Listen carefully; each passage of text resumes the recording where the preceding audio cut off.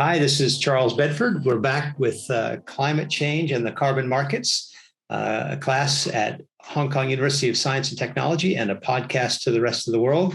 We're here with Bill Ginn. The second part of our conversation, we talked in the first part about essentially the role of the private sector, the role of government and the NGO sector, and how to solve the climate crisis. And the various ways that each can play a role in that fight.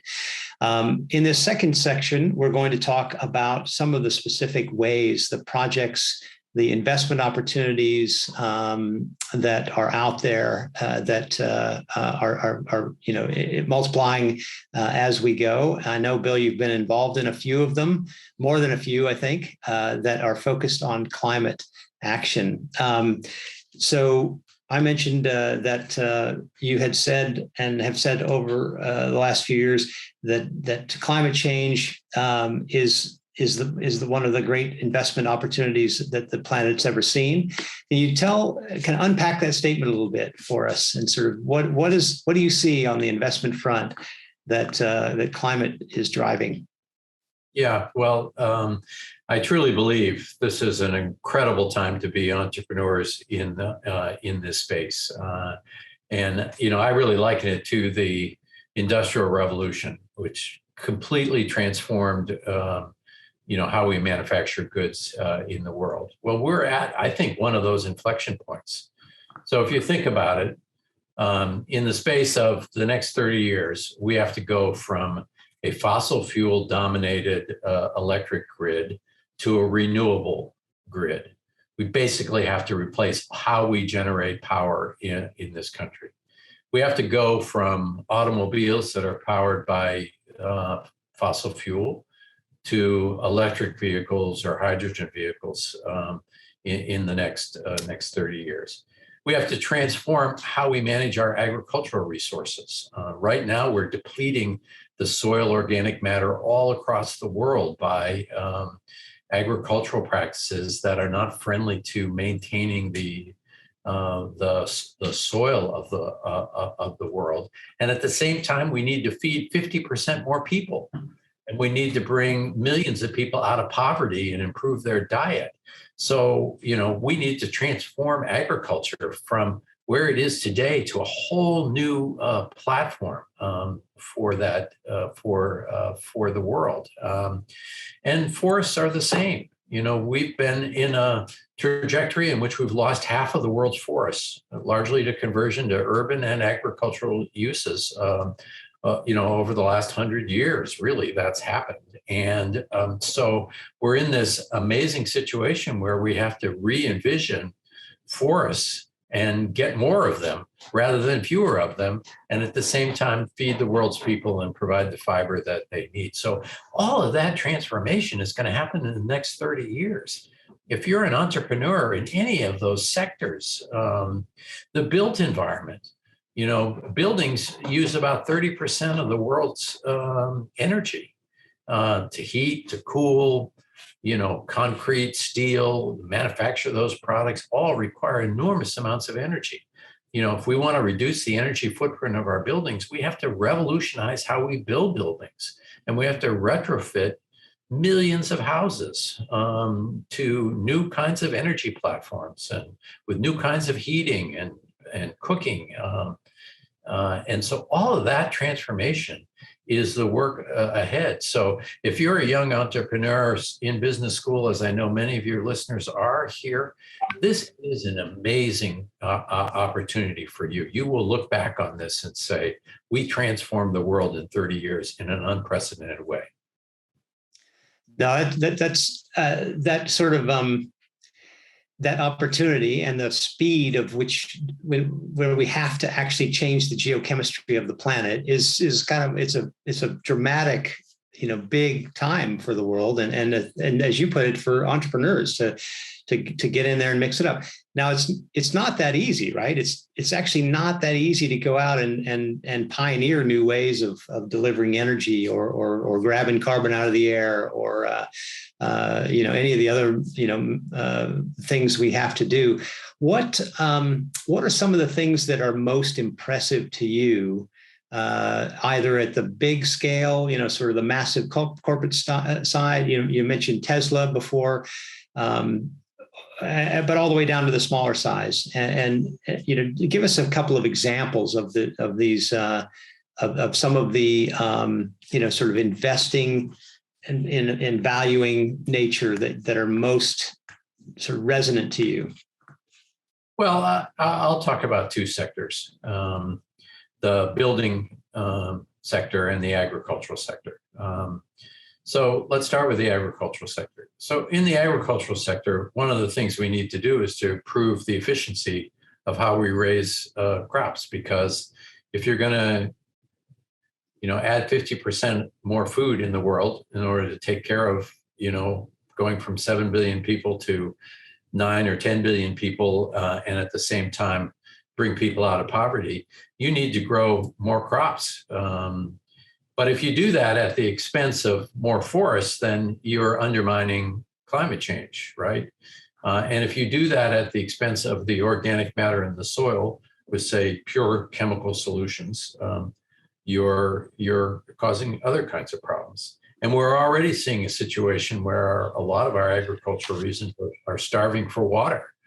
They've been built on this notion that, water will be free and available for anyone to use as much as they want. Things like the Colorado Basin, where 90% of the water goes to agriculture, and there's just no more water. You can't make it. So we need to transform that sector.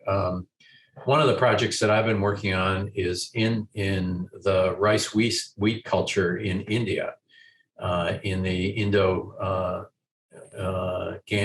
Basin, which is one of the great agricultural breadbaskets of the world. It's where India feeds itself, and was the subject of the Green Revolution in the 50s that transformed India from a starving country to a country that has largely been able to feed itself. Well, we did that with so-called modern agriculture, a lot of chemicals, a lot of tractors, genetically improved seeds, of course, and a tremendous amount of irrigation. But what's happened over that period is that we have gradually been depleting the soils. We've been driving the organic matter out of the soil because we've not been recycling the organic matter in the crops back into the soil. And we are using far too much water than you have in a relatively dry area trying to grow rice. This is not the Mekong Delta where it rains every day. This is, a dry region growing some of the most important rice crops. So how do you solve that problem? Well, you have to transform agriculture so that agriculture is adding organic matter back to the soil.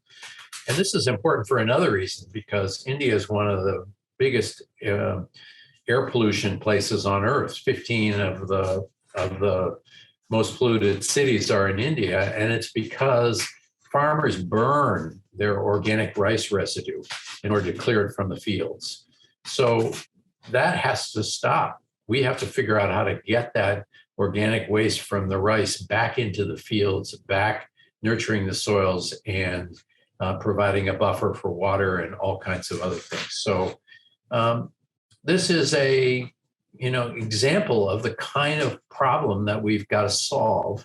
And in this case, we're trying to solve it by introducing new types of equipment made by the private sector that enables farmers to cost effectively recycle that organic matter back into the soil.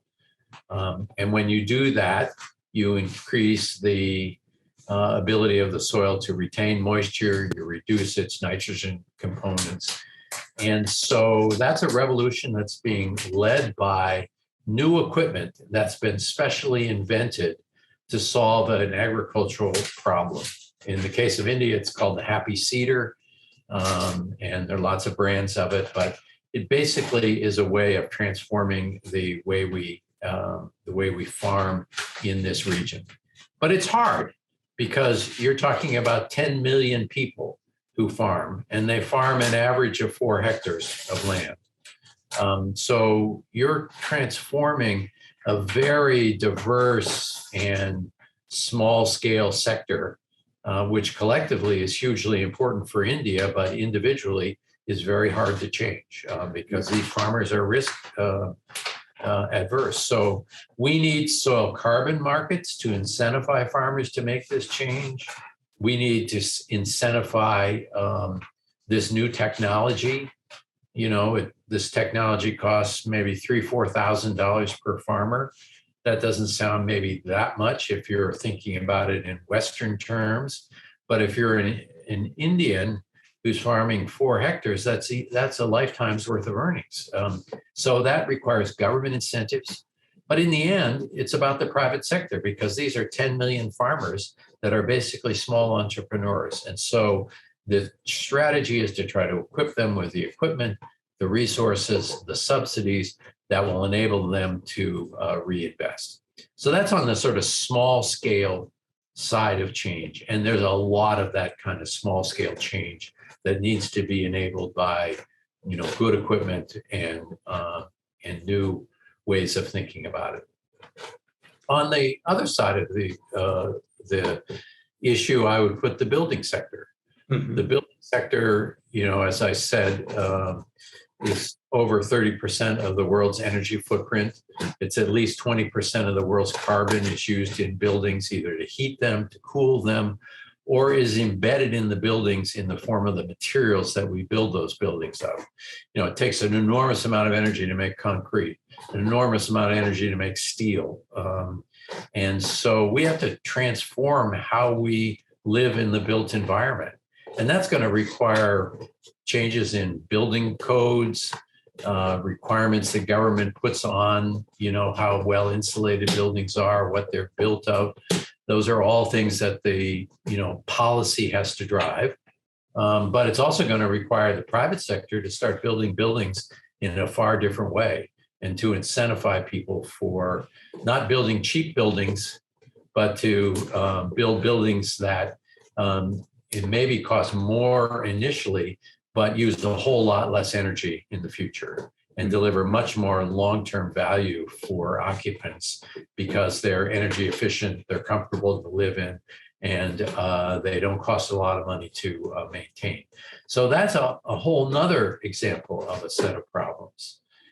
So the transition to new building materials, the transition to new ways of building that increase efficiency at every sector requires entrepreneurs, whether it's factories that build windows that are more energy efficient, whether it's factories that make new types of insulation. I'm involved in one that's making insulation out of wood fiber that has a very low carbon footprint compared to mineral wool and fiberglass and foam, which are all very high petroleum using insulation products. So we need to transform how all of that operates.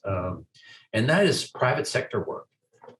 It's aided by policy, of course, but in the end, it's about millions and billions of homeowners and builders and individuals making choices about how they invest. And we need to incentivize them to make those changes. What sort of shifting kind of to like the markets, the capital markets, and people like we mentioned before, Jeremy Grantham and Larry Fink and others, and the rise in sort of the ESG investment sort of movement. So this is more towards instead of project orientation, this is kind of more of that kind of macro sense. Where do you? I mean, this is a movement that started off initially by essentially avoiding bad stuff, avoiding bad things like cigarettes and pornography and whatnot, and has evolved into something quite a bit more. And now is really, you even get, there's a lot of noise and discussion about the boardrooms and investor activism and, engine number one and, Dan Loeb and all of the others sort of who are really, part of the mainstream financial, system and are engaged in trying to change the capital markets to drive the big corporations to change behaviors. So moving kind of out of that sort of the micro into this macro scale. Where do you see this going? Does that have legs? Is it going to achieve the same thing, or do you prefer to focus on the more tangible, the things like the happy cedar or wood fiber insulation, or things that you can really get your teeth into?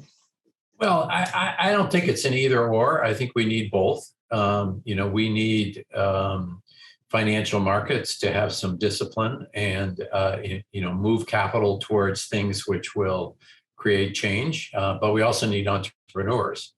Without the Elon Musks of the world, whether you like them or hate them, we need those entrepreneurs inventing new solutions, because ultimately that's where capital needs to flow. So we need both sides of this. I really do like the ESG movement, because I think it's important to create a sense of transparency. Right now, I think most people in the world don't have a clue whether or not their investments are invested in climate-friendly solutions or in coal plants. Mm-hmm. And it's very hard to know that. You go to your stockbroker and you buy a mutual fund or a pooled fund of some sort, that reflects the market, and the market has a lot of coal and a lot of fossil fuel in it. And so, fundamentally, ESG is about creating transparency, to be able to say that's a good company, that's a bad company from a climate perspective. And right now, the lack of that kind of information makes it hard for any of us who want to invest to do so, with thoughtfulness from a climate change perspective. So that is a piece of the puzzle, and I welcome it. I don't think alone it's sufficient, because in the end, there has to be enough green projects that make money for those investors to actually, treat that knowledge with real deference. Yeah. But there are some interesting funds that have the premise right now that if you're a long-term investor, you are crazy to invest in fossil fuels, because you can see the writing on the wall. Those things are not going to perform well in the future. They're going to be squeezed out by regulators. So why are you investing in oil? Why are you investing in things that are part of the past? Invest in only the new cutting edge stuff, and you will, if you're patient, be rewarded by a better return than those old school things which are going to be phased out. So that's a line of thinking that a lot of investment funds are beginning to focus on, and that's important, and holds the seeds of change that we need to see. And it's encouraging, I think, to see governments like China saying they're no longer going to allow any of their state-owned banks to build coal-fired plants outside of China. Well, that's huge, because China is one of the major funders of energy systems in the developing world. And so a decision like that on the part of a government to dry up, if you will, their sovereign fund investment vehicles to invest in coal is huge progress. And we're seeing the same kinds of things happening with U.S. banks are increasingly looking skeptically at investing in those kinds of assets, because they know in the long run they're going to be underwater. If we solve climate problems, 30 years from now, we're going to have to be shutting down those plants before they're amortized, before they've returned their capital to investors. So it's a bad deal. So the more that kind of thinking can happen, and the more transparent we can be about what you're buying and what you're selling, the better the market can be about moving its money to support climate change rather than under climate change. Yeah, I don't think I'd personally put that as well in my head together until you just said it. The importance of transparency, like the task force on climate disclosures, the global the GFANs, these networks of essentially this focused on taxonomy of how we talk about our investments and how we talk about their contribution to the climate crisis. I don't think I'd put it quite together the way you've just done it, which is really thoughtful. You're saying essentially transparency is going to drive investor behavior, which then will drive corporate behavior, and that virtuous cycle will drive people to say, well, look, if you're a coal plant, I'm gonna step off this downward only escalator as soon as I know what that is. Or if I'm investing in a fund that is invested in a bunch of different, fossil fuel industries, I can say, yeah, now that I know, it's time for me to step off that what is ultimately a downward trending line from an investment per return perspective.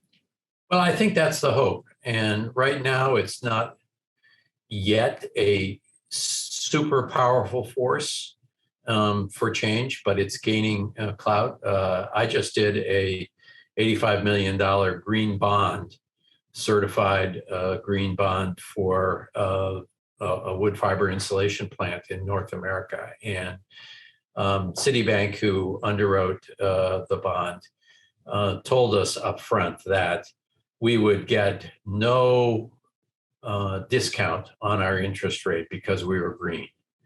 And that the market doesn't yet say, oh, well, that's green, so I'd be prepared to invest my money there at a slight discount because I know it's going to be a stable long-term investment versus something that might have these future problems due to climate change. So the marketplace is not yet really rewarding green investments in the way that we would like to see that.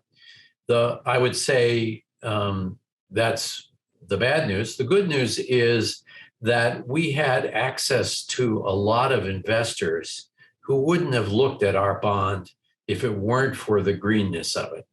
So they weren't prepared to pay up for the green bond, but the very fact that we had people that are trying to find green products for their customers, come to the table, and they wouldn't have done that if we were just some big honking, coal-fired plant or industrial, concern. They just wouldn't have even looked at us. So access to market, yes. A better price on your financing, not yet. But over time, I think there's hope. And access to investors is the first step towards that. And I think we achieved that in this case, even though we didn't get, some special deal because we were climate friendly. Well, it's one of the Chinese government, SOE banks recently announced essentially a climate finance window at about a 1.5% discount over its normal commercial rates. So it's in some places you are seeing those kind of big discounts, which is pretty cool. The other thing that about the kind of the green finance or environmental finance, green bond sector, which is I think still quite a bit up in the air, is sort of what are the criteria? Like what does green mean? And how do you characterize it? How do you sort of show that it's green? I mean, there have been kind of instances of the green label being applied to things like airport expansions or coal loading plants or the like. It's which when they're exposed, it kind of damages the credibility of the label, right? And you kind of want to see a little more rigor, I guess, around the label of green finance, green bond. What's the future there? Has it become kind of a complicated regulatory approach that has to happen, or is it more of a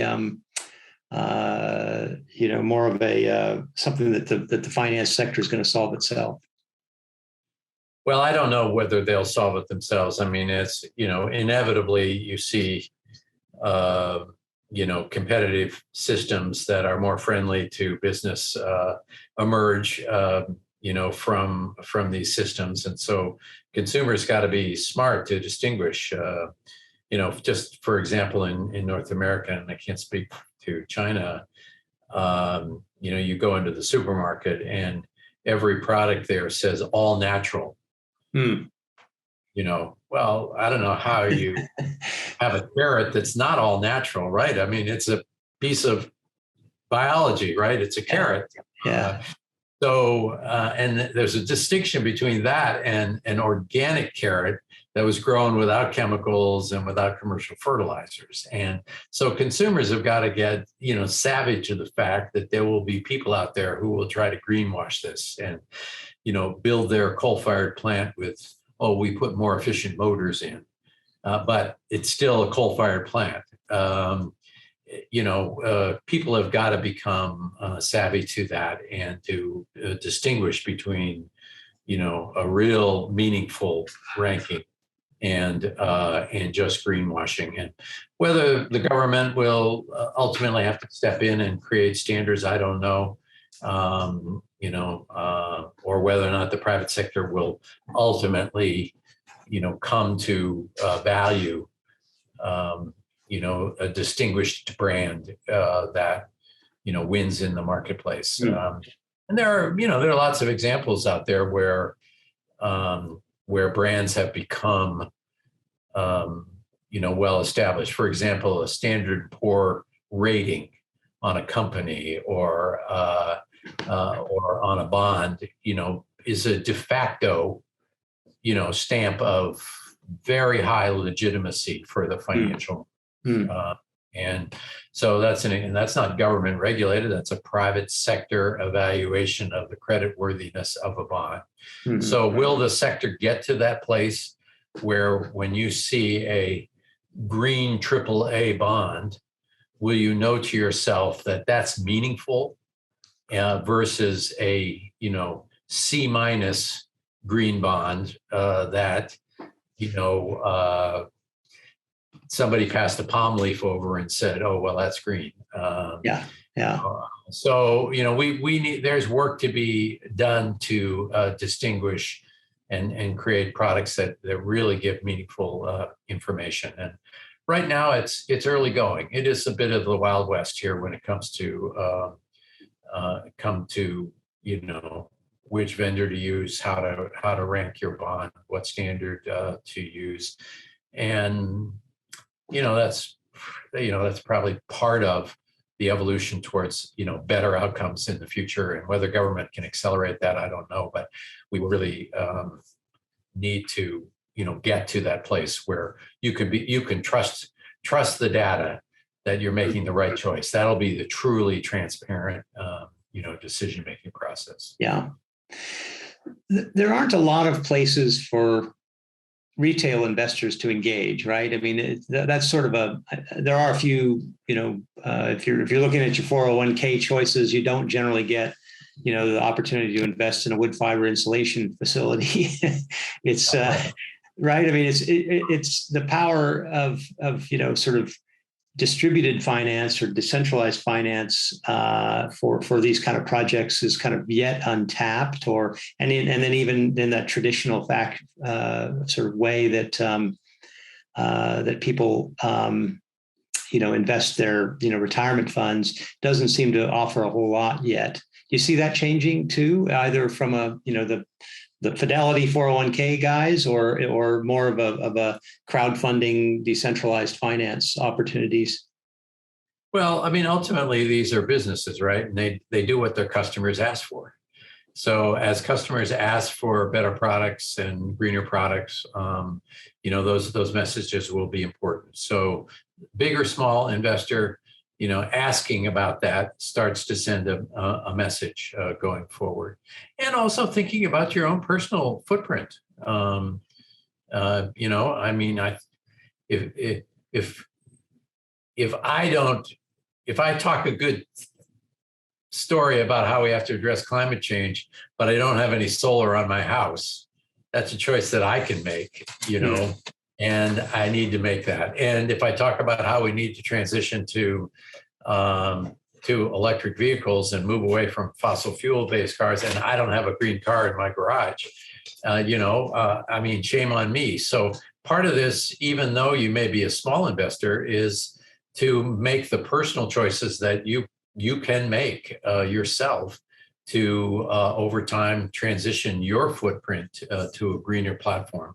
And that sends, a huge and powerful message to the marketplace over time, because ultimately people want to sell products. And if their customers say, we want gluten-free, by God, they're going to deliver gluten-free. And so that's an example of where the marketplace will transform things. So it's a journey, but I think each of us as consumers in the world have our own, role to play in the things that we control. As modest as that can be, it's all part of sending the powerful incentives to the marketplace that will transform how we manage our economic system for the climate. Now, one last question before we wrap up, Bill. The students here at Hong Kong University of Science and Technology these are graduate students or upper year undergraduate students just about to sort of jump in to their working life. That some of them are, will go on and get PhDs in things like, air pollution technologies and the like. Others will jump into the finance sector. It's a university that's really known for its science, technology, and finance. What advice and sort of encouragement would you offer them as they head out and start to look for work and start to sort of wrestle with the choices of being, the company man or the entrepreneur or the like? What would you say to folks as they're looking at their next steps? Well, I guess I would, end where we began. This is one of the greatest entrepreneurial opportunities in the history of the world. We're going to transform virtually all of our systems, over time. So if you as an MBA student have an opportunity to participate in that, and it doesn't necessarily mean you have to go work for an electric car maker, or get on the back of a tractor. Every company has an opportunity to think through how they are conducting their business and what products they sell and how they sell those products. And you may be a conventional company, but do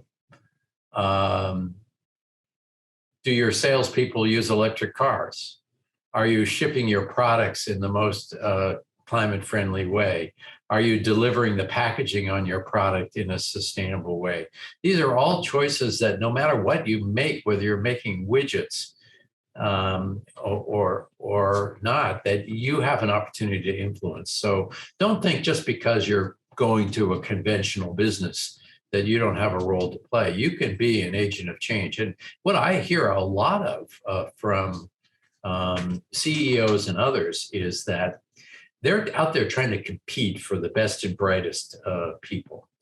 And what they hear from MBAs and professionals is people want to work in businesses that they can feel good about, that they can feel like, hey, this is a company that's really trying to change the world. So I would say to your future employers that, you better think about how you can come to the workforce, come to these newly minted MBAs and present a value proposition that they get to work on transforming our company, this company, into a sustainable platform that will be here for the next 100 years.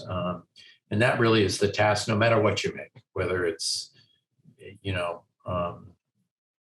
consumer goods or iPhones or automobiles, you can play and you can have a powerful role there. So to me, that's the exciting opportunity. Well, I know if I was doing the interviews and somebody came to the interview and said, hey, look, I want to come to this company and help you transform yourself to meet the climate challenge. That's a pretty compelling pitch, right? That's a very attractive, innovative, broad thinking, ambitious, future hire. I think that's some great advice. And also, if that future employer says, now we're not interested in that. Yeah. Well, then you know. I'll tell you something about where that company is going to go in the long run, and also the journey that they have to be on. And maybe you don't want to be part of that journey. Yeah. I know that's not a choice that's easy to make sometimes, because we all have to make a living, support our families. But we are all agents of change in our personal life and where we choose to devote our work efforts. And that's a gift that you have and that everyone can take responsibility for. Awesome advice, Bill. Thank you so much. Thanks for spending the last almost hour and a half, I guess, talking about these issues. And we will probably call you back and get you back on at some point in the future. Thanks so much. My pleasure. Thanks, Charles.